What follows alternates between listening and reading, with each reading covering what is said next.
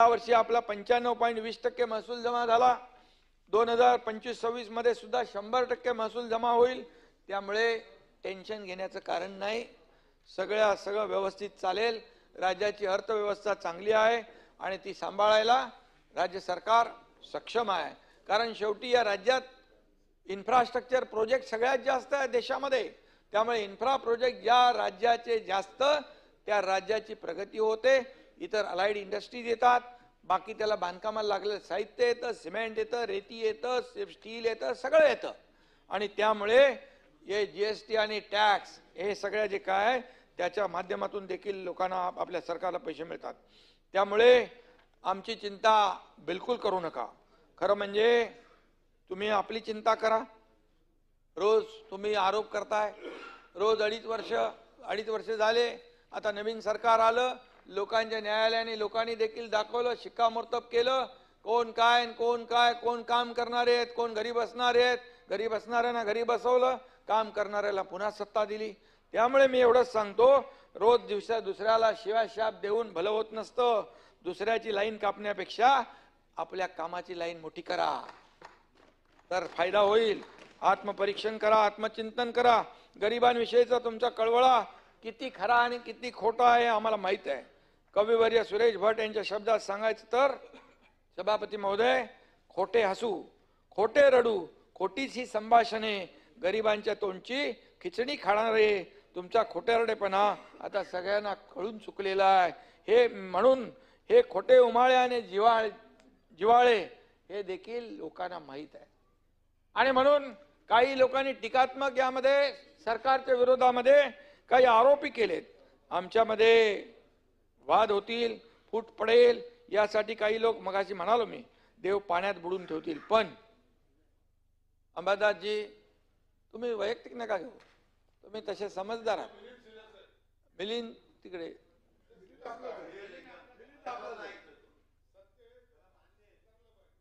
सत्य स्वीकारलं पाहिजे. सत्य हार सकता है लेकिन परेशान नहीं हो सकता है.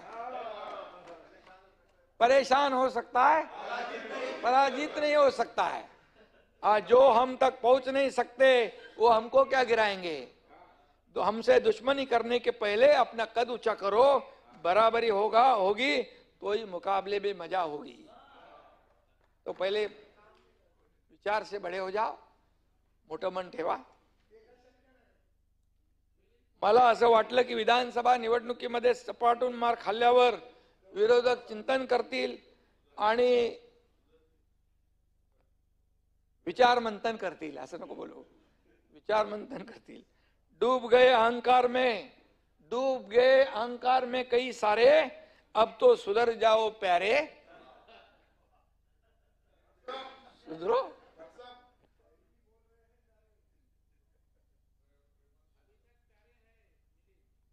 काँग्रेसने नानाभाऊंकडून खुर्ची काढून घेतली आणि सपकाळाने, नानाभाऊ खाली आहेत, आमचे नानाभाऊ बरे होते असे म्हणायची वेळ सपकाळांनी आणली.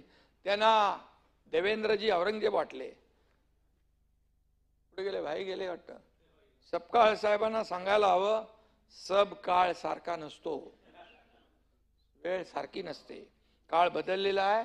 आणि बोलताना देखील भान ठेवलं पाहिजे आपण कोणाची तुलना कोणाबरोबर करतोय. आणि म्हणून एवढंच सांगतो, मशाल पेटवून खुशाल झोपा काढणारा नाही.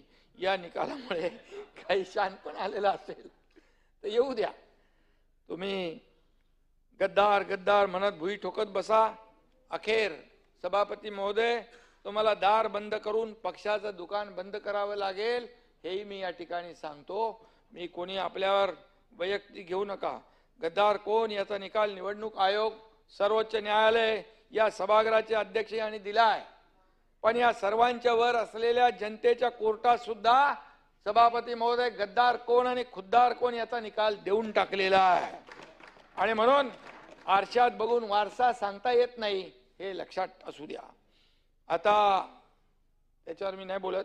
किती सुपाऱ्या देऊन बदनामीच्या ज्या काय मोहिमा चालवल्यात तरी त्यामुळे काय फरक पडणार नाही. आता काही पाखंडी लोक पुढे करून काही शिखंडी लोक त्याचा आधार घेत आहेत. हे दुर्दैवाने मी या ठिकाणी सांगतो.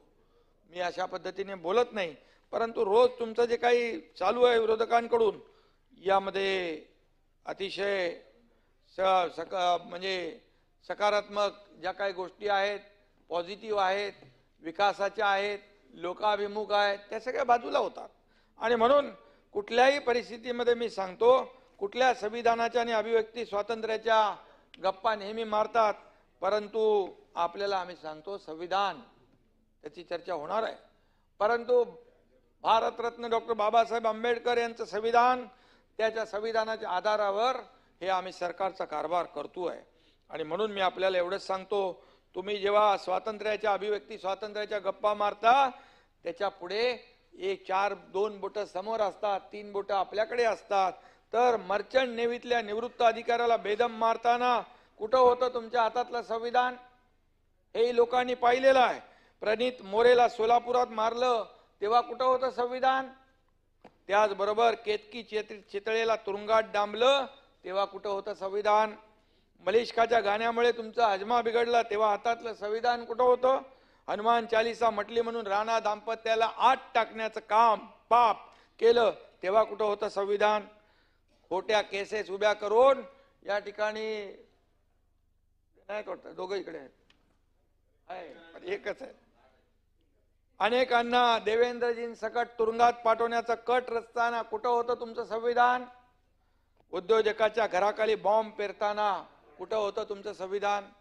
आणि म्हणून वाजे हा काही लादेन नाही असं म्हणताना कुठं संविधान होतं तुमचं? राणे साहेबांना अटक करताना संविधान आठवलं नाही? कंगना राणावतच्या ऑफिसवर बुलडोजर चालवला होता तेव्हा संविधान आठवलं नाही?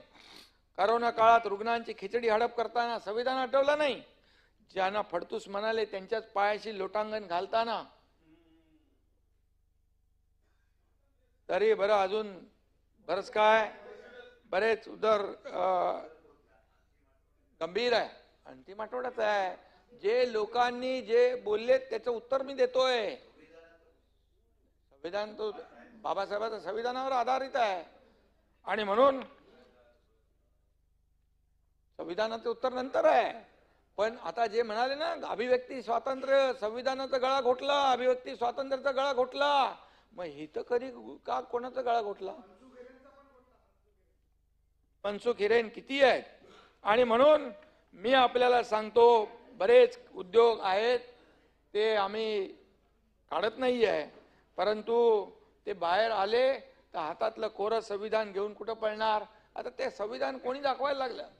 ते काल कोणीतरी परवा दाखवले, छोटा डायरी. हा जाऊ दे त्याचा. आणि म्हणून मी एवढंच सांगतो, कार्यकर्त्यांनी पेटवा मशाल, आम्ही बंगल्यात झोपतो खुशाल. हा जो काही ही पद्धत आहे, अरे बाळासाहेबांनी केले ना, कार्यकर्त्यांच्या मागे उभे राहिले बाळासाहेब, म्हणून तर शिवसेना मोठी झाली. आणि म्हणून मी त्या याच्यात जात नाही राजकारणामध्ये, परंतु बोलताना आरोप करताना रोज पायऱ्यांवर आरोप करता, रोज मीडिया समोर आरोप करता, जो रोज हे करता, अरे झाले 2.5 वर्ष लोकांनी दाखवलं कोण खरं आहे कोण खोटं आहे, कोण लोकांचं आहे कोण जनतेचं आहे, कोण लोकांसाठी काम करतंय, झालं सगळं. तरी सुद्धा सुधरा. राज्याच्या दृष्टीने अंतिम आठवडा प्रस्ताव विधानसभेच्या अधिवेशनाच्या माध्यमातून महत्त्वाचा असतो आणि म्हणून सर्व सदस्यांचे मी मनापासून आभार मानतो. विधान परिषदे सर्वोच्च सभागृह आहे. या ठिकाणी लोकांच्या सूचना, समस्या आणि प्रश्नांवर अभ्यासपूर्ण चर्चा होण्याची आवश्यकता असते आणि त्यामुळे लोकांना न्याय मिळत असतो. आणि म्हणून हा अंतिम आठवडा प्रस्ताव तसा बघायला गेला तर एकदम उथळ होता. आणि तुमचंही बघितलं मी, तुमचे विशेष करून विरोधी पक्षनेते काय म्हणाले त्याच्यावर मी जास्त माहिती घेतलेली आहे. परंतु दुर्दैवाने चर्चेमध्ये फक्त आरोप प्रत्यारोप, सकारात्मक चर्चा नव्हती. हे सूचना काहीच नाही, फक्त काय आरोपाने उत्तर मी देत नाही. मी याला सकारात्मक दृष्टीने घेतो आणि दुर्दैवाने खऱ्या अर्थाने सकारात्मक चर्चा व्हायला होती ती झाली नाही. राज्यपालांच्या अभिभाषणाला देखील या चर्चेला उत्तर मी दिलं होतं, परंतु तेच पुन्हा यामध्ये रिपीट देखील विषय झालेले आहेत. महायुतीला सभापती महोदय जवळपास आता 100 दिवस होतील. म्हणजे दुसऱ्या इनिंगचं आमचं काम सुरू झालेलं आहे. पहिल्या इनिंगमध्ये 2.5 वर्षाचं महायुतीचं सरकार काम केलं आणि महायुतीला जे दैदिप्यमान यश मिळालं ते खऱ्या अर्थाने 2.5 वर्ष या राज्यामध्ये महायुतीने केलेलं काम, त्याची पोचपावती या राज्यातल्या जनतेने दिलेली आहे. एका रात्रीमध्ये मिळालेले यश नाही आहे सभापती महोदय. No reason on the spot decision घेणारं आमचं सरकार आहे. No reason on the spot decision. आणि ज्यांनी रिझन दिलं या महाराष्ट्रातल्या जनतेने प्रत्येक कामात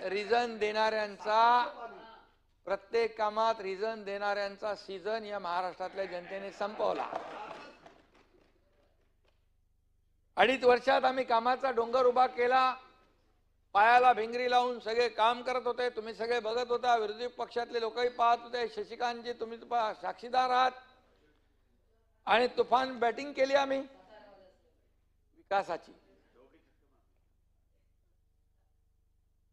चौकार षटकार आणि 2.5 वर्ष खरं म्हणजे आणि आमच्या स्कोरचा पाठलाग करता करता विरोधक क्लीन बोल्ड झाले. विरोधी पक्षनेता एवढं देखील संख्याबळ त्यांना राखता आलं नाही. शेवटी महाराष्ट्रातल्या जनतेची इच्छा असते कोणाला बसवायचं कोणाला उतरवायचं. आणि आता आमची या टीमची नवीन इनिंग सुरू झालेली आहे. 5 वर्षाची टेस्ट मॅच असली तरी सुद्धा अध्यक्ष सभापती महोदय आमची बॅटिंग 2020 सारखीच आहे. कमी चेंडू जास्ती रन काढणे, कल करे सो आज कर, आज करे सो अब कर, या धोरणानुसार सरकार कामाला लागलेलं आहे. या आठवड्यात पीक विमा योजना ई पीक पाहणीची बैठक झाली. शेतकऱ्यांसाठी सिंगल विंडो इंटरफेस असलेले एक ॲप आणि वेबसाईट डेव्हलप करण्याच्या सूचना त्या बैठकीत दिल्या.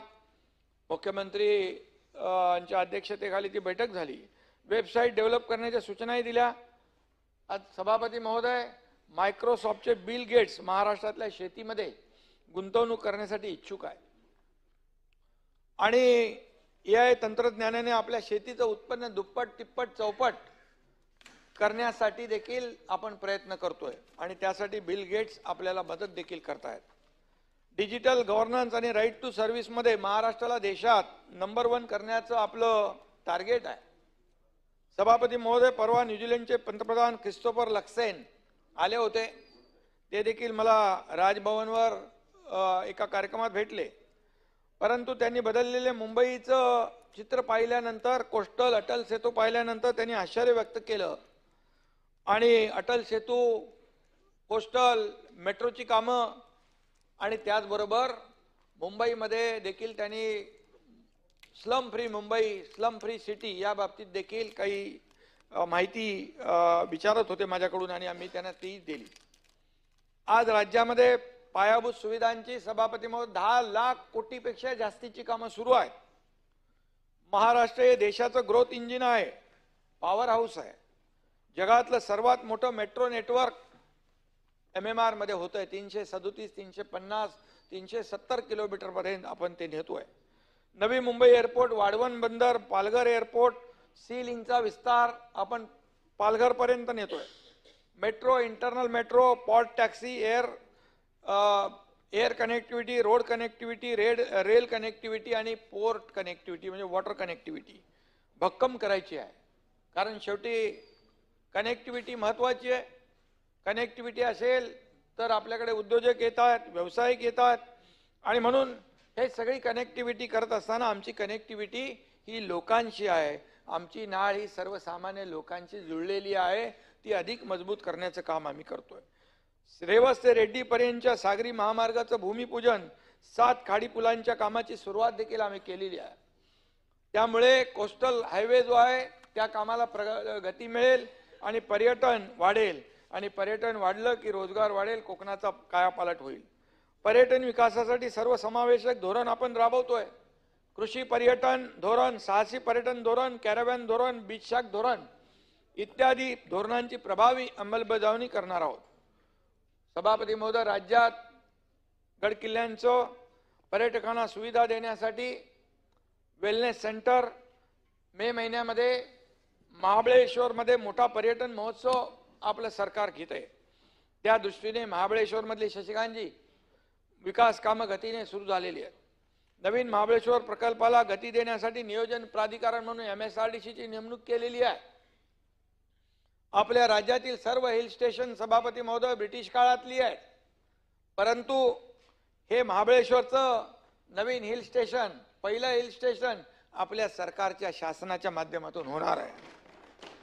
परंतु काही खोडा बाजाराने त्याचाही खोडा घालण्याचा प्रयत्न केलाय. लोकांनी जोडा दाखवल्यानंतर देखील त्यांची खोड काही जात नाही आणि म्हणून नुकतीच मुख्यमंत्री महोदयांच्या उपस्थितीमध्ये एक बैठक झाली. शशिकांतजी, मी मगाशी काय म्हणालो, महाबळेश्वरचा आपला नवीन महाबळेश्वर तुम्हाला माहित आहे.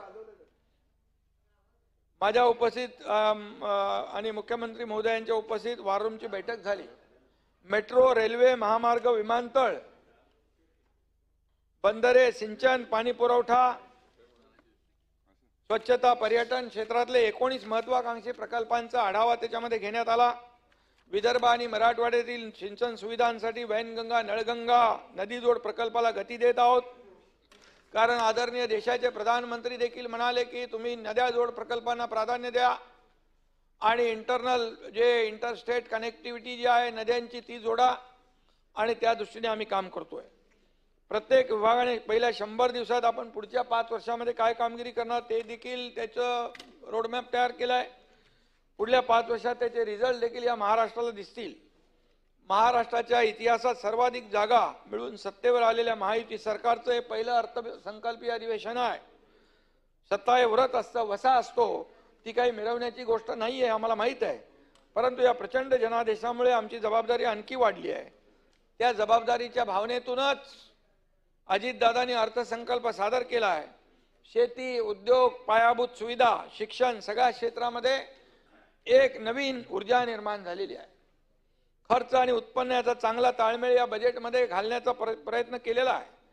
एक काळ असा होता की सत्ताधाऱ्यांच्या चुकीच्या निर्णयांना विरोधक धारेवर धरायचे आणि चांगल्या निर्णयांना विरोधक दादही द्यायचे. परंतु आता परिस्थिती बदलली आहे, तसं वातावरण राहिलं नाही. पहले की तरह दोनों में अब रिश्ता नहीं रहा. इन चेहरों को आईने पे भी भरोसा नहीं रहा. आणि म्हणून चांगलं सरकार हवं, त्याचबरोबर चांगला विरोधकही हवा. आम्ही सत्ताधारी पक्ष आणि विरोधी पक्षाचे जरी आमदार कमी आले तरी आम्ही अंडर एस्टिमेट करत नाही. आम्ही त्यांना देखील न्याय देण्याचं काम या ठिकाणी सरकारमध्ये जिथे जिथे करायचं ते करणार आहोत. आणि म्हणून जनतेलाही दोन्ही चाकं चांगल्या स्थितीत हवी असतात, ती जनतेची अपेक्षा असते. पण दुर्दैवाने विरोधकांच्या गाडीचे चाक पंक्चर झालेलं आहे. आमच्यात कधी भांडणं लागतील आणि कधी काय होईल याच्यावरच विरोधकांचा फोकस आहे. शेख चिल्लीची स्वप्न काही लोक पाहत आहेत. मी त्यांना सर्वांना सभापती महोदय गेट वेल सून अशा शुभेच्छा देतो आणि हेही सांगतो, तुम लाख कोशिशें कर लो हमें गिराने की, हम न बिखरेंगे कभी, उल्टा दुगनी रफ्तार से निखरेंगे.